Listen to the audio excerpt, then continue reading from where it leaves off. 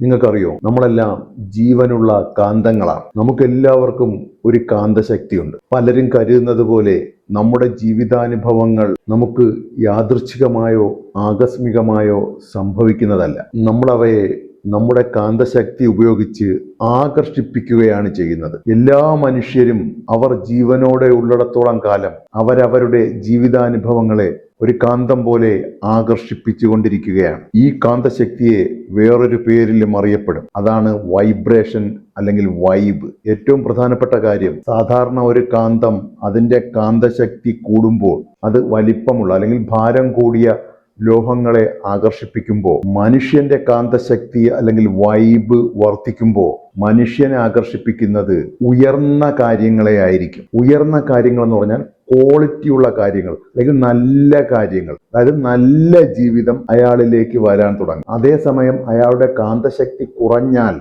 അയാൾ ആകർഷിപ്പിക്കുന്നത് ക്വാളിറ്റി കുറഞ്ഞ കാര്യങ്ങളെ ആയിരിക്കും. അതായത് വിഷമമുണ്ടാക്കുന്ന, സ്ട്രെസ് ഉണ്ടാക്കുന്ന കാര്യങ്ങളെ ആയിരിക്കും. അപ്പോൾ എപ്പോഴും ഓർക്കാനുള്ളത്, മനുഷ്യന്റെ വൈബ് കൂടുമ്പോൾ കാന്തശക്തി കൂടും, നല്ല കാര്യങ്ങൾ ആകർഷിപ്പിക്കപ്പെടും. വൈബ് കുറയുമ്പോൾ കാന്തശക്തി കുറയും, ലോ ക്വാളിറ്റിയുള്ള കാര്യങ്ങൾ ആകർഷിപ്പിക്കപ്പെടും. അപ്പോൾ നമ്മുടെ വൈബ് കൂട്ടാൻ അല്ലെങ്കിൽ കാന്തശക്തി കൂട്ടാൻ എന്താണ് ചെയ്യേണ്ടത്?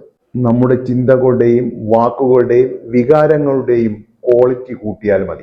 നിങ്ങളുടെ വാക്കുകളും ചിന്തകളും വികാരങ്ങളും അല്ലെങ്കിൽ ഫീലിങ്സും പോസിറ്റീവായി നിലനിർത്തുന്നതിലൂടെ നിങ്ങൾ ആഗ്രഹിക്കുന്ന രീതിയിലുള്ള ഉയർന്ന ജീവിത സാഹചര്യങ്ങളെ ആകർഷിപ്പിക്കുവാൻ കഴിയുന്ന തരത്തിലുള്ള ഒരു ലിവിങ് മാഗ്നറ്റായി നിങ്ങൾ മാറുന്നു എന്നുള്ളതാണ്. അതുകൊണ്ട് ഇനി മുതൽ നമ്മൾ സംസാരിക്കുന്നതും ചിന്തിക്കുന്നതും ഫീൽ ചെയ്യുന്നതും ആകർഷിപ്പിക്കുന്ന ഒരു കാന്തമായി എപ്പോഴും സ്വയം കാണുക. Thank you.